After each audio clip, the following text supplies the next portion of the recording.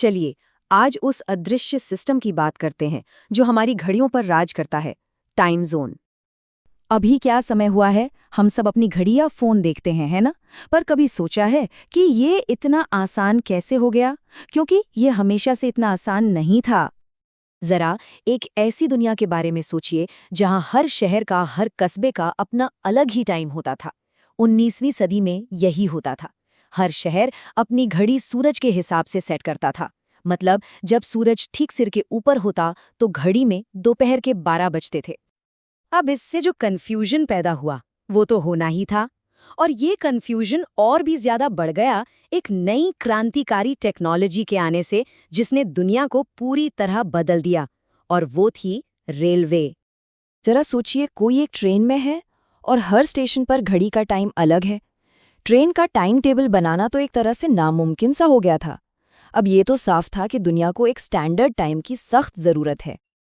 और इसी कन्फ्यूजन की वजह से एक बहुत बड़ी बहस छिड़ गई पूरी दुनिया में। सवाल ये था कि आखिर टाइम को मैनेज कैसे किया जाए। आखिरकार इसका हल निकला 1884 में। वॉशिंगटन डीसी में एक बहुत बड़ी ऐतिहासिक मीटिंग हुई जहां दुनिया भर के 26 देश एक साथ बैठे सिर्फ इस एक प्रॉब्लम को सॉल्व करने के लिए। और इसी मीटिंग में एक कैनेडियन इंजीनियर थे, सर सैनफोर्ड फ्लेमिंग।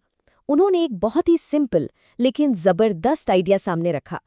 क्यों ना पूरी दुनिया के लिए एक ही स्टार्टिंग पॉइंट बना दिया जाए। और वो स्टार्टिंग पॉइंट चुना गया लंदन का ग्रीनिच। अब ग्रीनिच ही क्यों? क्योंकि उस जमाने में ज्यादातर जो समुद्री नक्शे होते थे वो ग्रीनिच को ही 0 डिग्री लॉन्गिट्यूड मानते थे। तो ये एक लॉजिकल चॉइस थी और बस यही बन गया दुनिया का प्राइम मेरिडियन। तो ठीक है, स्टार्टिंग पॉइंट तो मिल गया, पर सिर्फ एक पॉइंट से पूरी दुनिया का टाइम कैसे सेट हुआ? इसका जवाब छिपा है सिंपल मैथ्स और हमारी धरती के घूमने में। सोचिए कि हमारी पृथ्वी एक संतरे की तरह है और उसे 24 बराबर फांकों में काट दिया गया है। हर एक फांक समझे एक टाइम जोन है, और इन फांकों को जो लाइनें अलग करती हैं उन्हें कहते हैं मेरिडियन। अब इसका जो मैथ्स है ना, वो बहुत सिंपल है। पृथ्वी एक गोला है, यानी 360 डिग्री, और ये अपना एक चक्कर 24 घंटे में पूरा करती है। तो जब 360 को 24 से डिवाइड करते हैं तो क्या मिलता है? 15।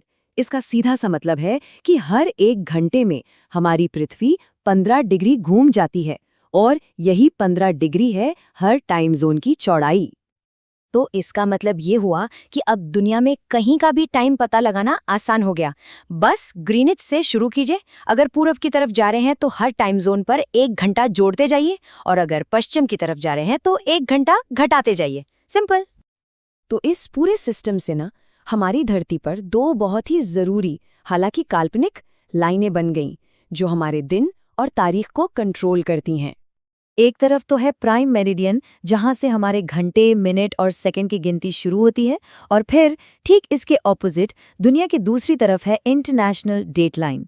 ये वो लाइन है जहां से कैलेंडर का अगला दिन शुरू होता है।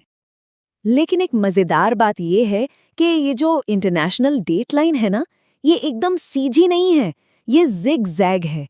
ऐसा इसलिए ताकि ये किसी देश को बीच में से ना काटे, वरना एक ही देश में 2 अलग-अलग तारीखें हो जाती।